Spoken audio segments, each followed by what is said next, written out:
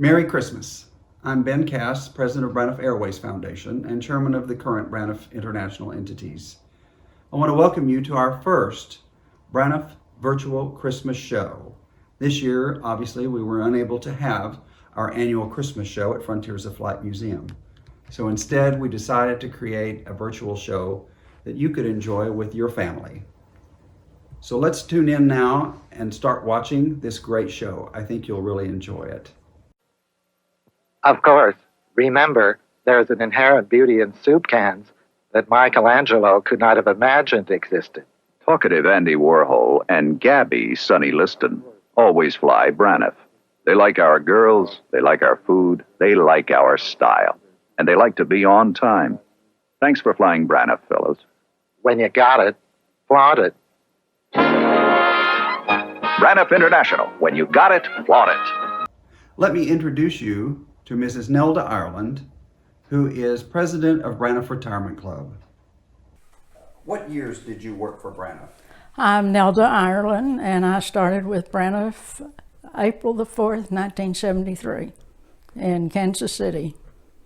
And what was your position? At that time it was the reservation office. And then I transferred from Kansas City to Houston, reservations. And from there I went to Lubbock Airport, and from there back to Houston Airport. So I remained at Houston Airport until we closed. Were you, talk for just a second. Okay, go ahead. So at Houston Intercontinental and Lubbock, you were a customer service agent on the floor? Yes, that's correct. Okay. What do you remember most about Braniff? The camaraderie, the people, the fun. That's not what I remember most about Braniff. Yeah. It's hard. It's And hard. don't worry about it. Hey, don't worry about Chris it. had to do it. We had to, every time. We got filmed doing a commercial in here of us the other day, and we had to do that 100 times. We had to do it. So too. Yeah, take your time. okay. So what I remember most. What I remember most about Braniff was, I'm sorry. Do it again because I talked over you for one syllable. Go ahead. And always remember to look at me. all right. What I remember most about Braniff was the friendships I made, the wonderful people that I worked with, the camaraderie, the enthusiasm of the people. Everybody had it was a privilege to work for Braniff, and everyone believed that. And it was just a golden opportunity.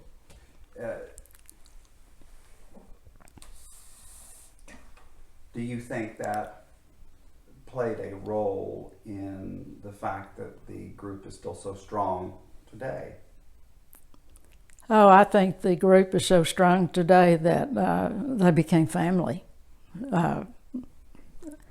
It's just, we had something special. The airlines at that time was something special, not in today's world. But it was a special time in the industry.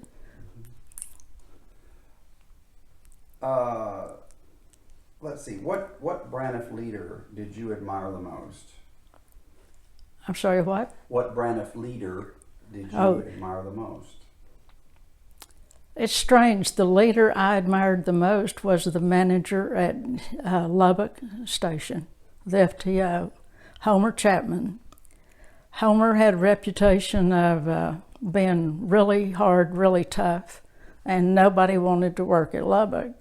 That was the general consensus. That's what you heard. I went out there and I found him to be a very charming person.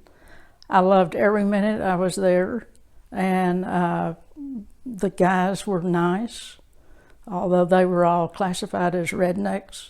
But it was really a wonderful time and a very wonderful experience.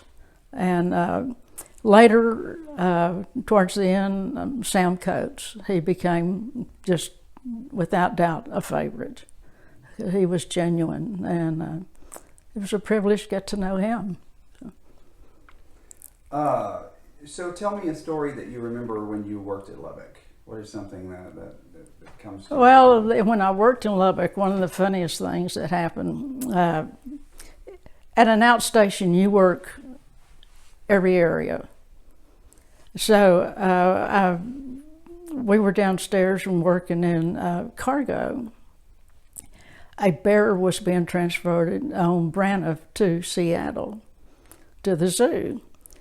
And so all the guys were hanging around saying, you know, surely this bear's hungry. What are we going to do? And I said, well, get it a Dr. Pepper. And they said, what? And I said, get it a Dr. Pepper. And they said, oh, sure. And I said, no, get a Dr. Pepper and I'll show you. So they got a Dr. Pepper. We walked over and handed the bear the Dr. Pepper, and he turned it up and drank it. And they couldn't believe that. But I knew that from having gone to Baylor. I knew at the bear pits we fed them Dr. Peppers. So they thought, well, this is great fun. So it was kind of a funny time that everybody's standing around watching a bear drink a Dr. Pepper. Did you have a recollection of anything interesting of when you were answering the phone for Braniff? Reservations? Yes. The most interesting thing when I worked phones, and especially in Kansas City Res, we answered the East Coast. So we answered New York City. Well, everybody in South America died during Christmas holidays. Every aunt, uncle, niece, you name it, they all died because they all had to get on a plane, and the planes were full. So it was a constant battle to really determine who's telling the truth and who wasn't telling the truth. So that was a trying time, really, but it was funny in a way because every time it'd come in, it'd ring, say New York City, everybody just going, oh no. What was your favorite Braniff aircraft? My favorite Braniff aircraft was the 727-200, and the other one was the 747, of course. But I love the 200, and maybe because I worked gates departures at Houston Intercontinental, so that was the aircraft I worked with mostly. And but I thought it was a great aircraft to fly on. It was very comfortable. I just loved everything about it. What was Braniff's routing from Lubbock when you were working there? What? Well, everything. When I worked at Lubbock, of course, everything came through Dallas, which is the hub. But we connected to all over the system. But one direct flight was Lubbock, Dallas, Houston. That was a pretty big route. And but as I said, everything we connected in Dallas to everywhere. So Did they not still go to Lubbock up through there at that time? I mean, Lubbock to Amarillo, Colorado Springs, Denver. Did they not still do that at that point, or that stopped? when I was in Lubbock, the routing was Denver, Amarillo, Lubbock, Dallas. And an interesting story there was a plane, it was a DC-8 boarded in Denver, and it was coming to Amarillo to pick up a group and to go to South America. And the weather was bad. There was snow, and the airport in Amarillo was closing. So Dallas Ops called us and said, you can't leave, we're sending the plane to you.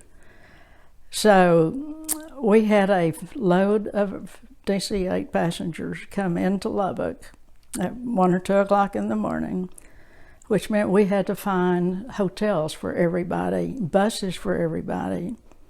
And that was rather interesting experience, rather challenging. And the plane came in, we got everybody off, but would not let anyone get their bags. We had all the little kits, the toilet kits, for the men and the women. We gave them all of those, and but we could not unload the aircraft. Number one, we didn't have enough people. Number two, it was taking hours, and then we had to have it ready to go back out the next morning. So anyway, we got everybody off the plane, got them on buses, found hotel rooms, wrote meal vouchers, wrote all the vouchers for the hotels. Got home about 5 or 6 o'clock in the morning and crashed so I could go back and be there about 1 o'clock in the afternoon. So, but that was an interesting experience. Let's see. What prompted you to apply for a position with Braniff? In '73, I decided that I was going to go to work, back to work, and all of my life I loved medicine and I loved airlines. I loved flying. So I finally decided what I would do would be go to the Braniff School, and if I liked it, enjoyed it, then I would consider going to work for the airline. And so I went through the school, and on Friday when we graduated, I was given the opportunity to go to Kansas City to interview, and I had to go on Wednesday. And so I flew to Kansas City and interviewed and was offered a position. And at that time, Braniff was really my favorite airline. We had a city ticket office in my hometown, and so I knew some of the people that worked there.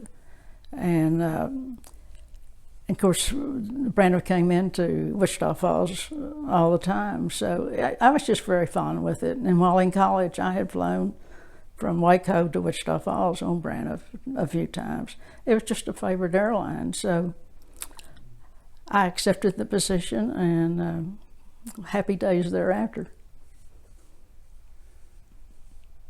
Let's see here. You're doing great. Yeah. Truly. We're halfway through. Do you need a drink? Stop. I need a drink of water. Okay, I thought you might. Okay. I don't want to mess up the I mic. kept running Chris, and she was doing so well, we were afraid to mess with her, and we got. She said, "I need the water." I said, "I think I do too." You're doing great though. It's Very cool. good. I'm trying to not make noises and laugh and stuff. They're great. I know, and it's hard not to like clear your throat. You have to let's see here. I'm trying to. I see I had a numbering problem on your questions there. I'm not sure what I was doing there with that. I went from 8 to 2. Did you see that? What? I went from number 8 to number 2 on your. Well, I question. know we jumped around, and I'm going, I don't think that was the order. No, I mean on here on the printed part, I went from. Yeah, oh, yes, you did. What was I doing? Yeah. Oh, you know what that It was? doesn't matter. Just keep going. Well, I had the Rudy's Maryland split on there. That's what it was. We're still rolling. Okay. Let's see here. What were your thoughts about the end of the Plain campaign? About the what? The end of the Plain campaign? 65? I wasn't there. What did you think about it, though? I think that it was a great decision when they decided to end the plain, because Braniff became known for its colors. And I wondered at the time about the paint, the cost of doing that, because I'd always heard how much it cost to paint an airplane. And I thought, is that really a wise decision? And of course, as it turned out, I think it was. But it became really a calling card for Braniff. Actually, it doesn't cost any more to paint it white than it does to paint it purple. Yeah, but you hear things. Sure. Yeah. It was interesting. It's 18,000. I know, but it's $18,000 at that time to paint an airplane. They did it every 18 months, so it was $1,000 a month. The El Dorado scheme before it was far more expensive to keep up. It was about $25,000. Okay. So Lawrence actually cut costs by doing it. Interesting factoid there. And what was your favorite Braniff color scheme? Oh, the blue one, without a doubt. My favorite color for Braniff's airplane was the blue one. That was definitely my favorite. Is there a particular one, like the two-tone or the later ultra color scheme? The Ultra, the one that became the official carrier for the Dallas Cowboys. that was the color that I really liked. What did you think the first time you ever saw 601BN? I thought, wow. The first time I ever saw 601BN was wow. And what a great aircraft. And just, I could hardly wait to fly it. You know, I was really looking forward to being on it. I just couldn't believe we actually had it. And so it was a thrill to see it. So what was your first flight on there? First flight on it was to Hawaii. I flew on 601 into Hawaii and several times. So that was a great airplane. It was wonderful, comfortable.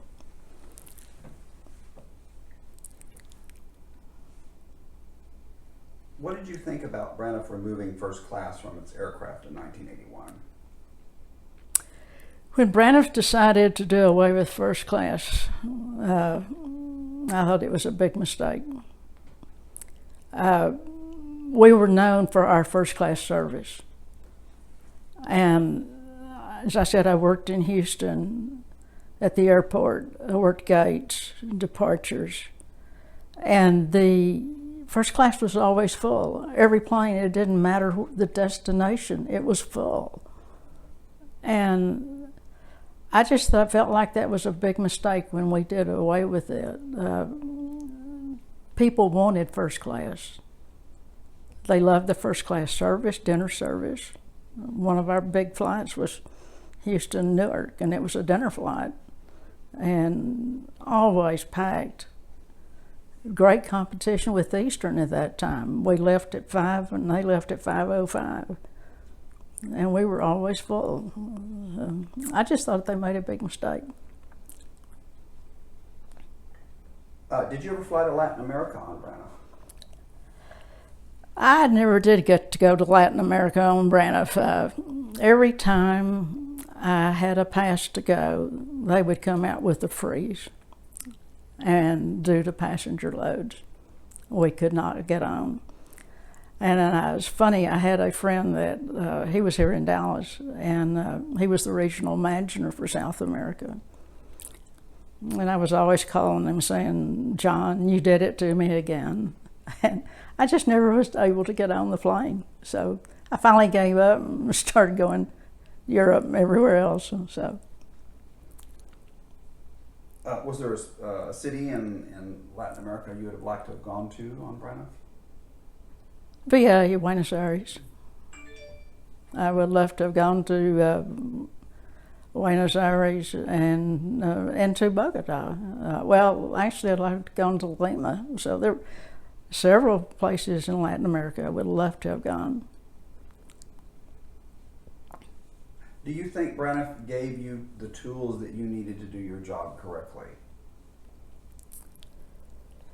Braniff was very good about keeping us updated with everything that we needed to do our jobs at the airport. And I felt like they updated when I was in res. That's when we went to the computers. And but we always had plenty of backup as far as documentaries went, as far as your tariffs went. And the airport had those, the res had them. So I felt like we had everything really up to date that we needed to function. And as things progressed. Do you feel that Braniff was ahead of its time? I think in many ways Braniff was ahead of its time from the standpoint that in opening up new cities, opening up new routes, adding stations, adding personnel, changing our mail services. I just felt like we had res offices all over. So I felt like in the way we did stay ahead of the game.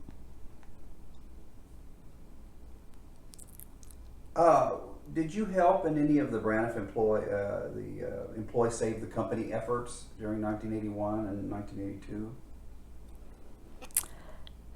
1981, when they came out with the 2-for-1 tickets and El Cheapo fares, I had the privilege of going on my days off to Lubbock from Houston to help handwrite tickets for the 2-for-1s, and I had like a permanent callus on my finger because we handwrote every ticket.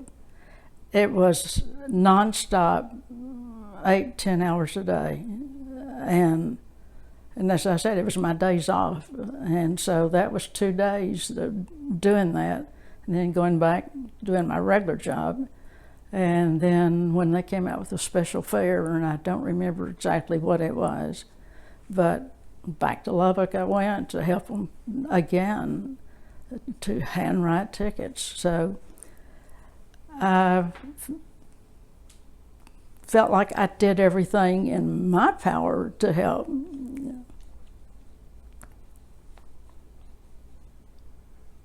What did you think about John Casey, and did you ever meet him?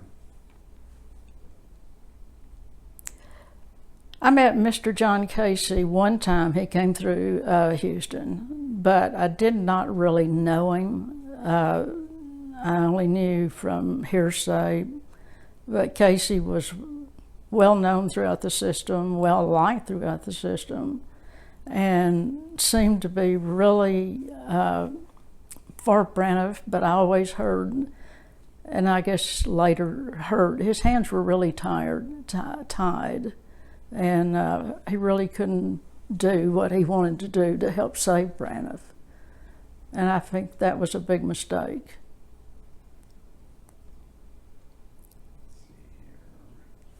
What did you think about Braniff's expansion plans in 1978 and 1979?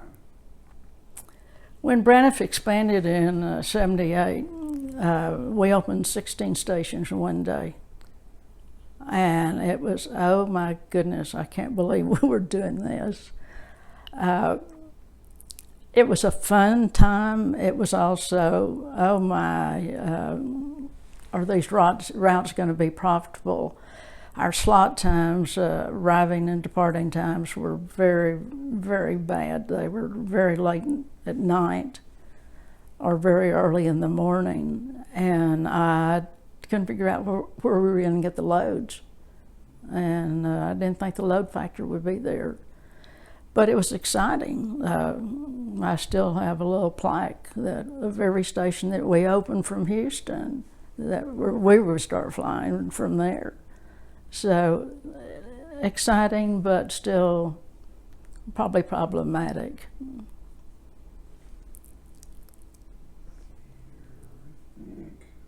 Yes. What were you? Where were you, and what were you doing on May 12th, 1982? May 12th was a terrible, terrible day. I was in Scotland, and I was on an overnight train back to London. And when I arrived and got to the hotel, checked in, I had a message to call my office.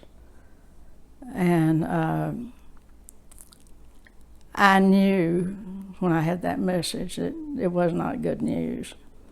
So it was impossible, of course, to reach anyone at the office. And I called my mother and asked her what the news was, and she told me that we had closed. And so there I was in London, and of all of the times I had been to Europe, I had taken a pass on Braniff. I'd always gone on some other carrier, but this time I passed on Braniff. And I thought, oh my, how am I going to get home? But Pan Am, British Caledonia, British Air, they all said, don't worry, we'll get you home. We can't say when, but we'll get you home, so just don't worry. So I went out and started going to find a newsstand to try to find a newspaper. And I had one and they had a picture of Fat Albert, the 747. And they said, we can only liken this to the parking of the Orange Pumpkin. And that's probably when I lost it. So, and I got home in a couple of days later, really. It wasn't too bad. But I'll never forget that day. And when I got home, I cleared customs, went over to our terminal, because my uniform was there. All of my books were there, some personal things. So I walked over to the terminal and went to the back and got my uniform. But when I walked in, it was a very eerie time. Not a Braniff person around, not a person around. It was total silence. And again, the tears came again. That was a hard time. But I do have my ID card. They didn't get that. And so, fortunately, I have that. And my uniforms. And all my personal possessions.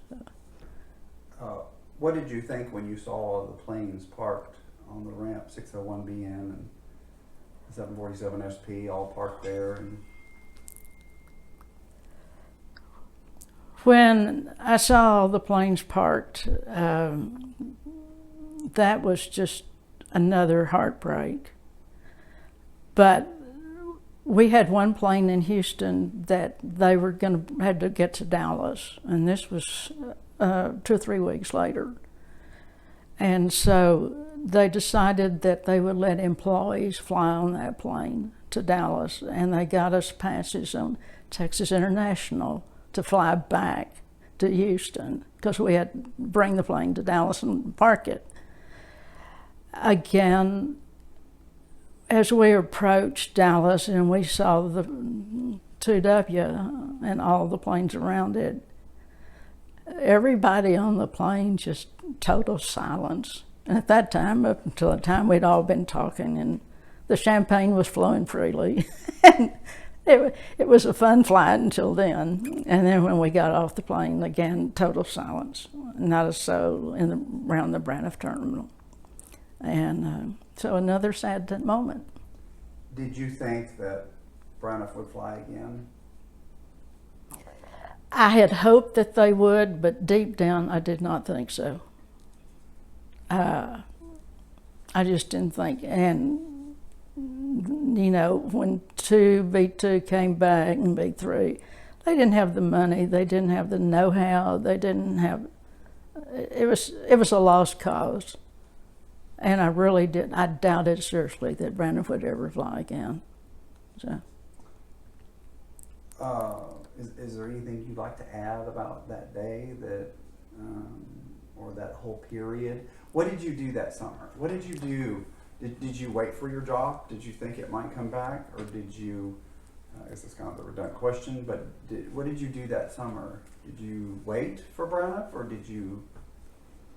Well, after we closed, I still had a daughter at home, so I wasn't sure what I was going to do. I knew I needed to get a job.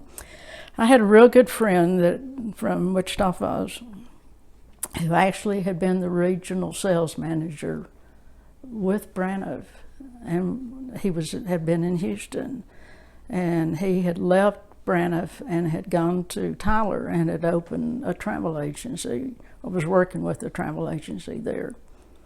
And Jim called me, and he said, just checking up on you, but one thing I want you to know, you do not have to worry. You have a job anytime you want it. Well, that was a tremendous relief, because how many people call you up and tell you that? I was getting calls from all my friends in Dallas that were saying, are there any jobs open in Houston? Dallas was flooded. Houston was flooded. No, there weren't any jobs open. I did interview with Continental Airlines, but at that time Continental and TI had just merged.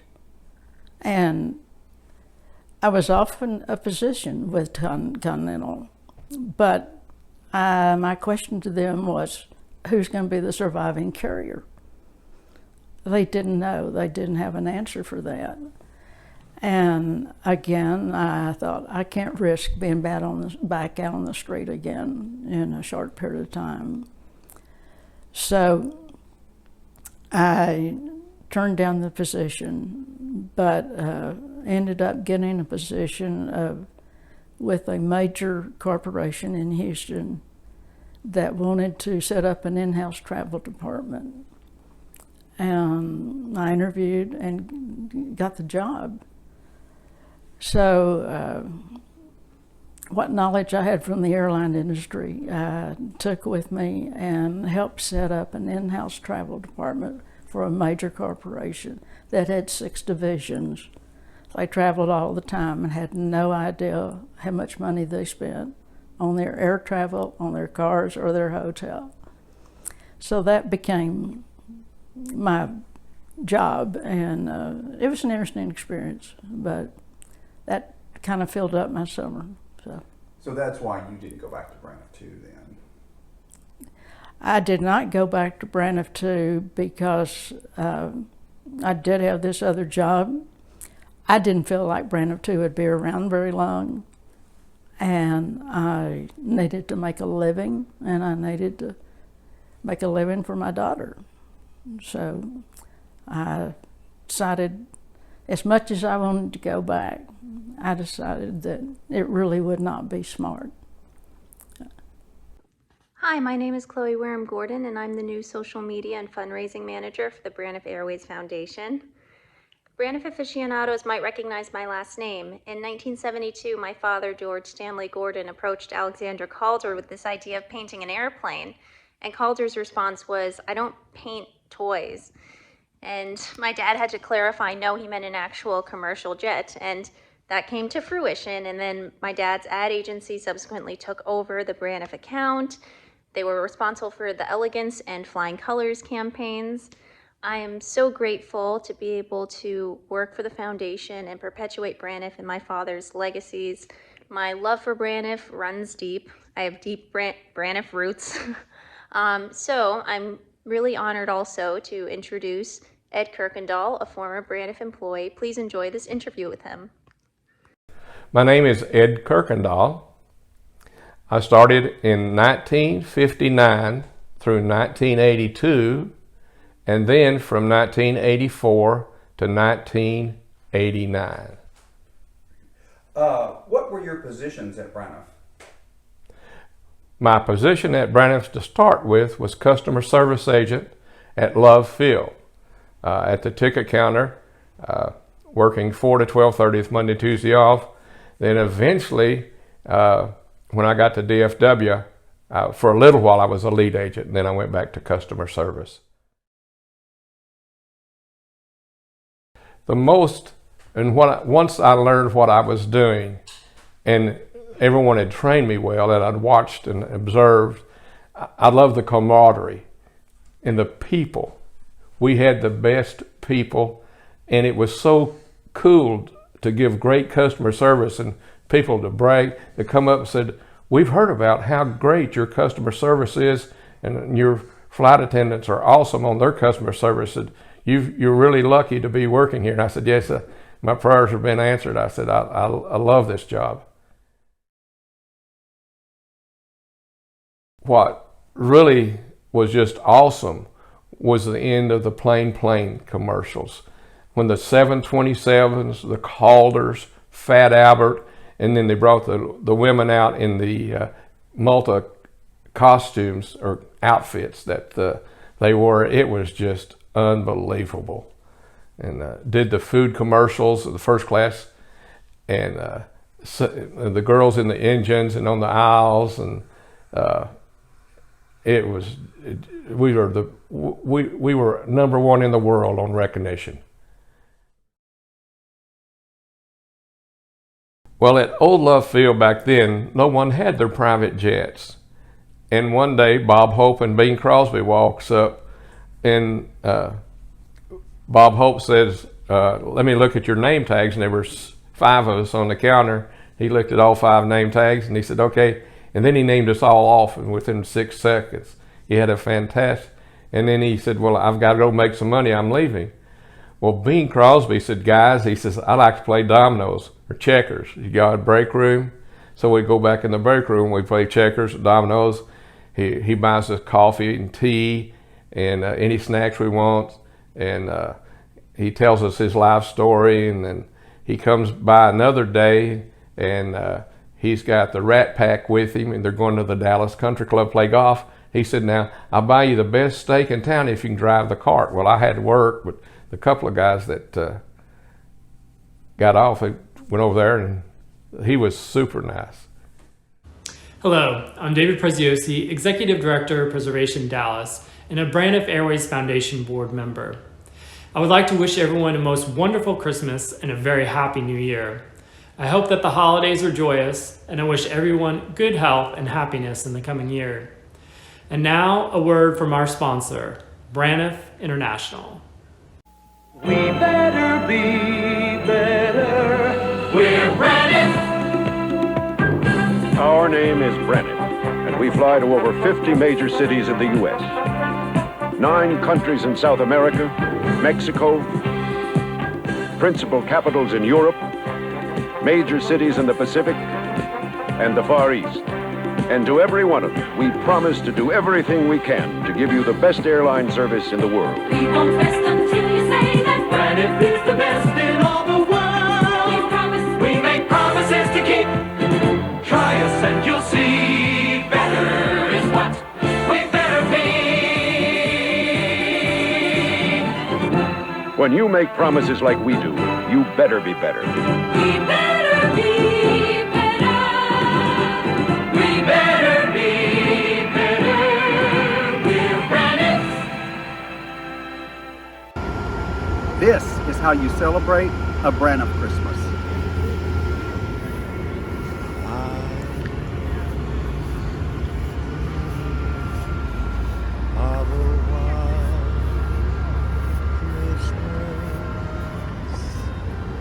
Just like the ones I used to know. But this is how you celebrate a Braniff style Christmas. Children will sing to hear sleigh bells in the snow.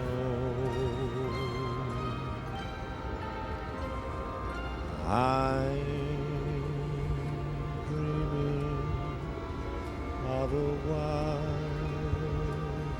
Christmas, with every Christmas card I write. May your days be merry and We have a lot to do tonight, so let's go. We wish you a Merry Christmas. We wish you a Merry Christmas. We wish you a Merry Christmas and a Happy New Year.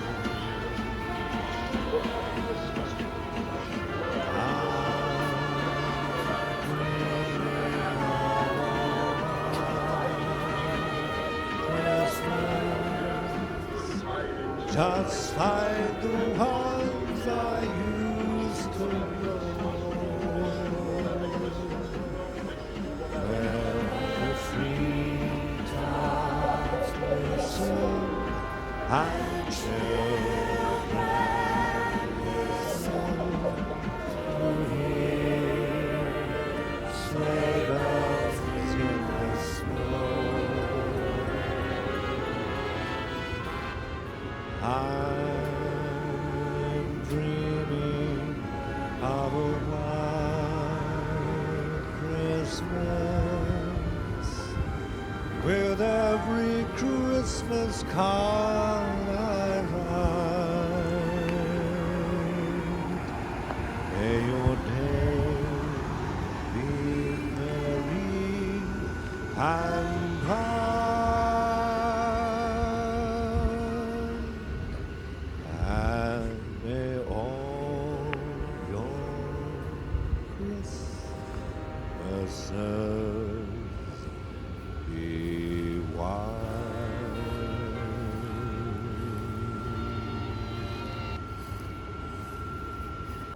Please enjoy this song by Brad Auckland.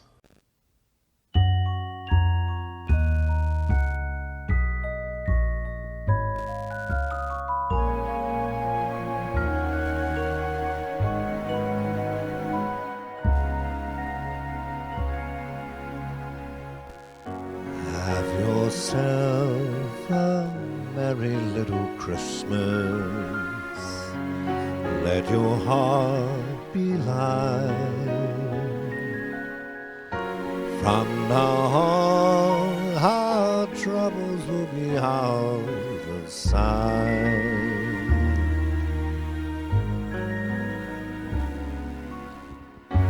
Have yourself a merry little Christmas.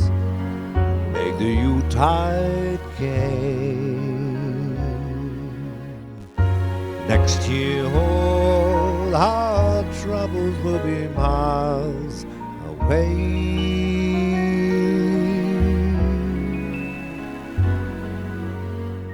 Here we are as in olden days, happy golden days of yore. Faithful friends who are dear to us, gather near to us once more. Through the years we all will be together, if the fates allow. Hang a shining star upon her highest bough,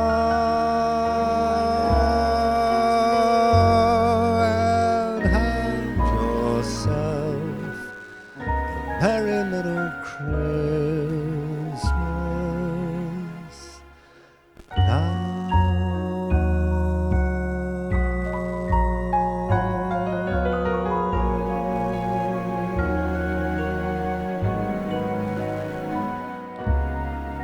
Merry Christmas to all at Braniff.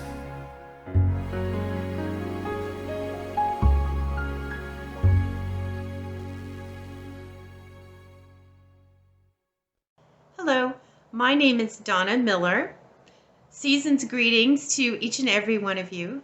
I am thrilled this year to be working with the Braniff Airways Foundation, assisting Ben and Colin with exciting fundraising projects and new exhibits.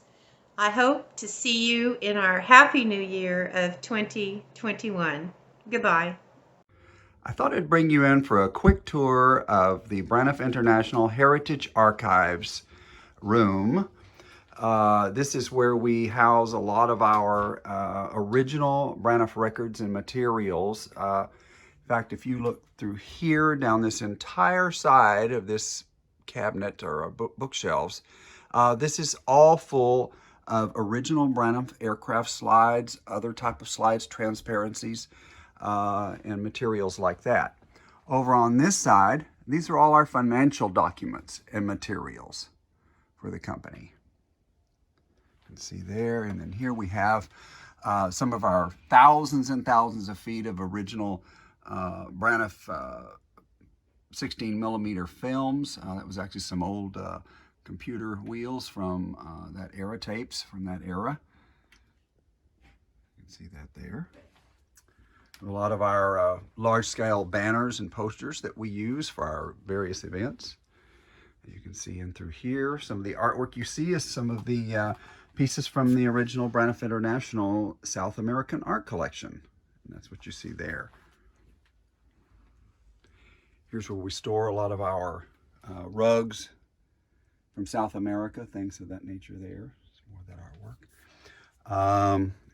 Over here, we store some of our employee collections. Most of those are at another location. We do keep some here, key critical ones that we need for daily research and things of that nature like that.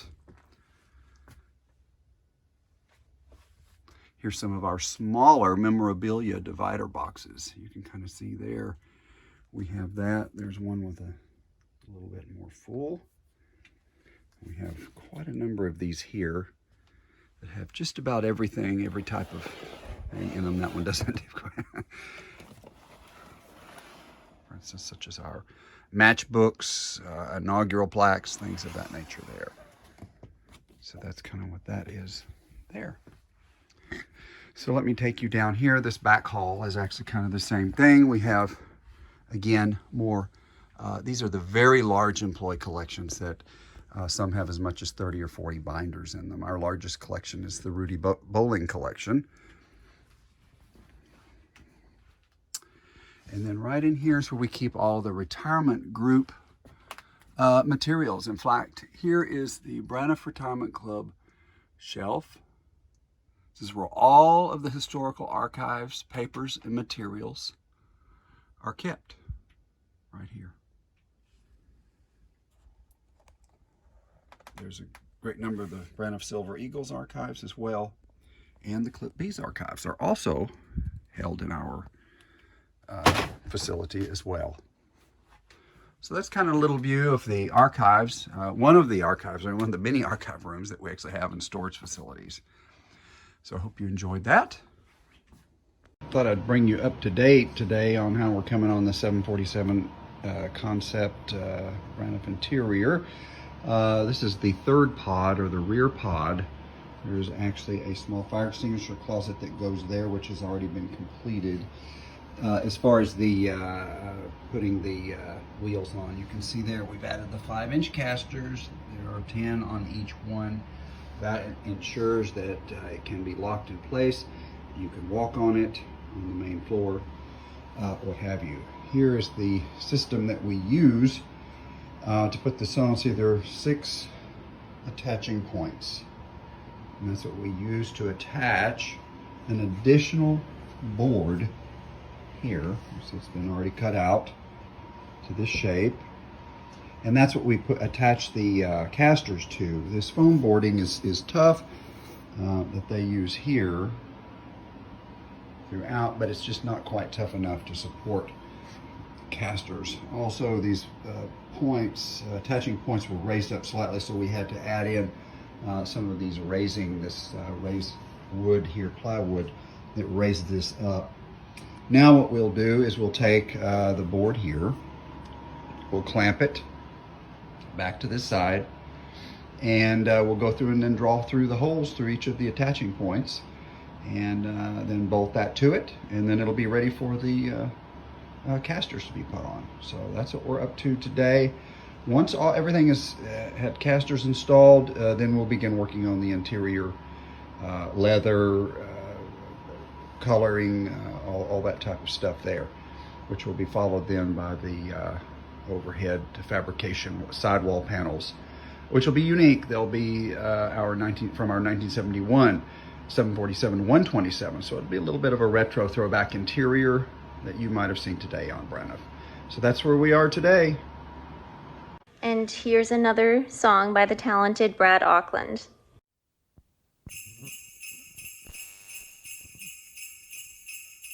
I love those J-I-N-G-L-E bells. Those holiday J-I-N-G-L-E bells. Those happy J-I-N-G-L-E-B-E-double-L-S. I love those J-I-N-G-L-E bells. Jingle bells, jingle bells, jingle all the way. Oh, what fun it is to ride in a one-horse open sleigh. Jingle bells, jingle bells, jingle all the way. Oh, what fun it is to ride in a one-horse open sleigh. Dashing through the snow in a one-horse open sleigh. O'er the fields we go, laughing all the way. Bells on bobtail ring, making those spirits bright. What fun it is to ride and sing a sleighing song tonight.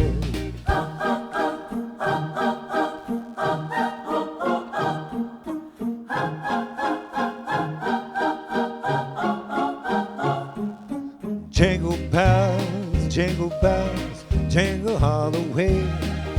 Oh, what fun it is to ride in a one-horse open sleigh. I love those J-I-N-G-L-E bells. holiday J-I-N-G-L-E bells, those happy J-I-N-G-L-E-B-double-L-S. I love those jingle bells all the way.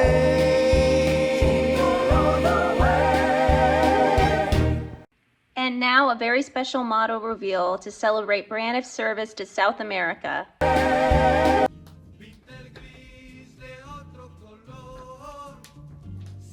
High above the Incan lands of riches and gold flies the mighty Braniff El Dorado.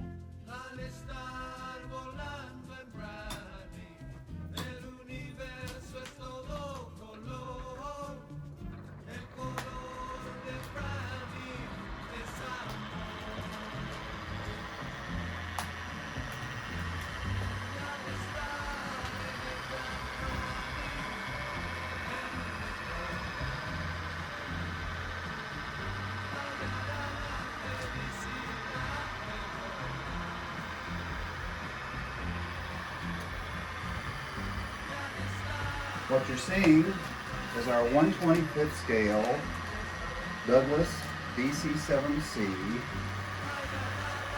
aircraft model built by Pac-Man Pacific Miniatures in 1956. This model was powered, one of the few powered models of the time. It was very rare for that era. It is also made entirely of wood, metal, and plastic.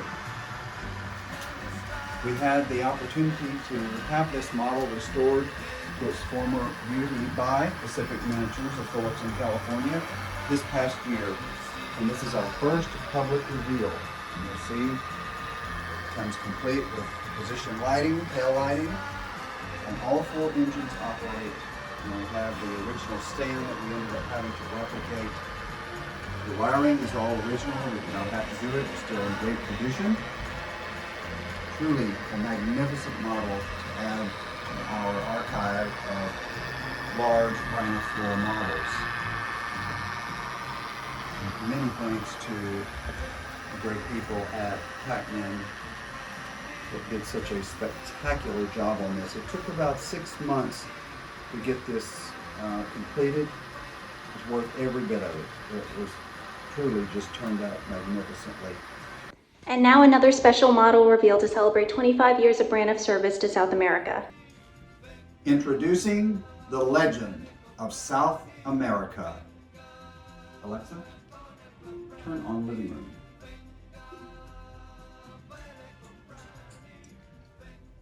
In 1972, New York advertising executive George Stanley Gordon approached Alexander Calder about painting an airplane. Calder snorted that he did not paint toys, prompting Gordon to explain that this was not a toy, but rather a full-sized jet airliner. This possibility intrigued Calder, and he readily agreed. George Gordon already had an airline in mind, Braniff International, which was noted for its extravagant promotions, over-the-top marketing schemes, and industry-leading advertising strategies. Braniff also quickly agreed, and a meeting was set up between Mr. Calder and Braniff chairman Harding L. Lawrence in Dallas. A deal was immediately created that called for Calder to design a unique color scheme for painting on a Braniff McDonnell Douglas DC-862 intercontinental jet.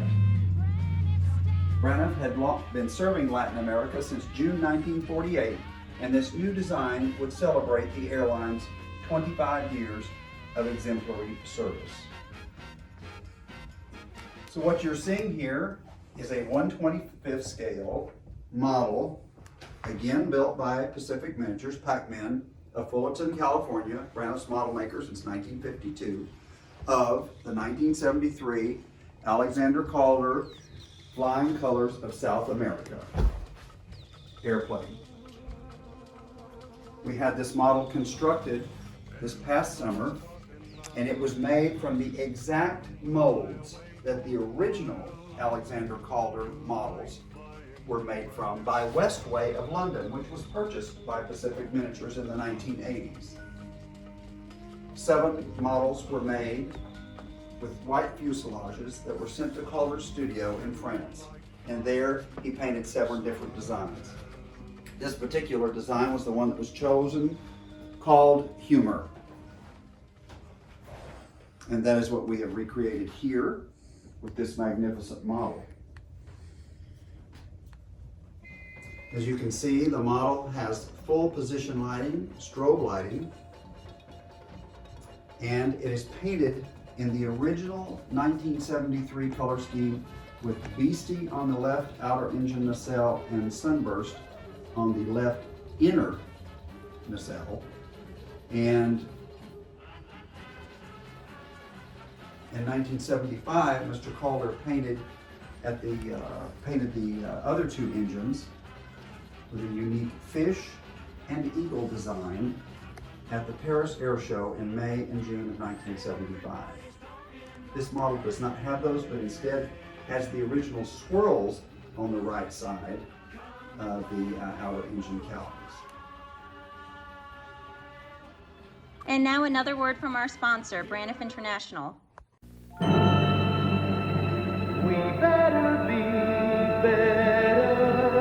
We're Braniff. We send our buyers everywhere we fly, to markets from London to Hong Kong, to buy fresh food. Because we've made a public promise to serve some of the best food in the airline industry. Fresh vegetables from California, fish from Boston, London, meat from South America, Texas, fruit from Hawaii. The result is outstanding quality and wonderful variety. Food and drink from Europe, South America, Far East, as well as the U.S. We serve some of the best meals you've ever eaten on any airline, because Braniff promises to do everything possible to give you the best airline service in the world. And when you make promises like this, you better be better. We better be better. We better be better. We're Braniff.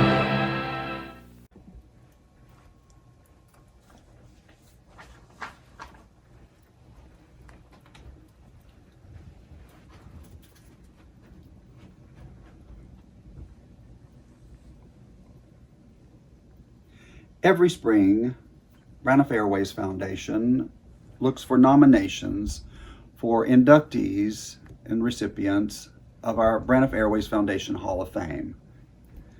This past year, we were unable to do that because of the COVID-19 pandemic. However, last year we did announce at the Braniff Retirement Club Christmas party 3 nominees that we were not able to induct this year. They were Elizabeth Shepard, Joe Mitchell, and Kathy Logan Smith. These 3 will be inducted in a special virtual event later this year in 2021. And now I would like to announce the 3 new recipients for 2021 who will also be inducted during that time at the same special virtual event. Patricia Greer Harris, Marilyn Bowling, and Lawrence Lyle Everly. Congratulations to each of you for this amazing award.